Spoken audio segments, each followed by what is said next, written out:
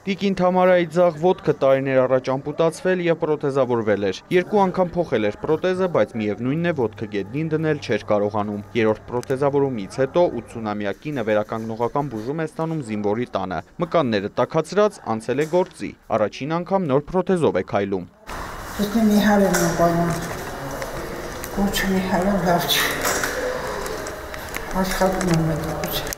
Նիհարում է, ճիշտ է սնվում, տանն ամուսնու Շորայի հետ կատարում սիրելի բժշկի ցույց տված բոլոր վարժությունները։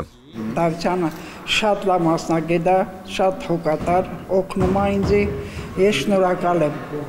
Ողջունում եմ քեզ աղբեր։ Մարզանքներն անում եմ ոտից, ձեռքերից, մեջքից, փորի մարզանքներ։ Էսի արդեն երրորդ պարամունքն է այսօր։ Տիկին Թամարան զինվորի տանը բուժվում է պետպատվերով։ Այդ հնարավորությունից կարող են օգտվել այն քաղաքացիները, որոնք ընդգրկված են կառավարության որոշմամբ սահմանված խմբերում։ Ներառված են առաջին, երկրորդ, երրորդ խմբի հաշմանդամները, ֆունկցիոնալության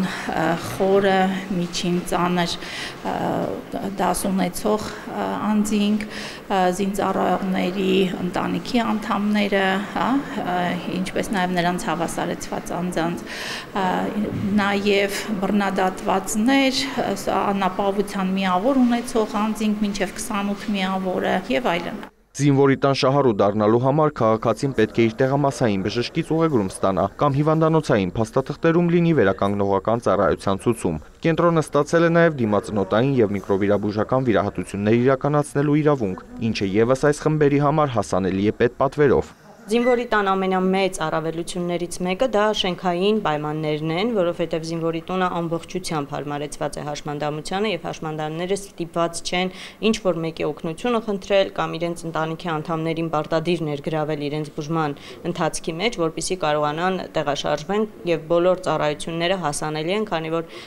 բոլոր տեղերում առկա են վերելակներ։ Սոցիալական անապահովության խմբերում չներառված քաղաքացիները կենտրոնի ծառայություններից կարող են օգտվել վճարովի հիմունքներով։ Ստացված շահույթն ուղղում է զինվորի տանը բուժում ստացող տղաների կարիքներին։ Արամ Մարանդյան, Ժիրայր Հաբետյան, լուրեր։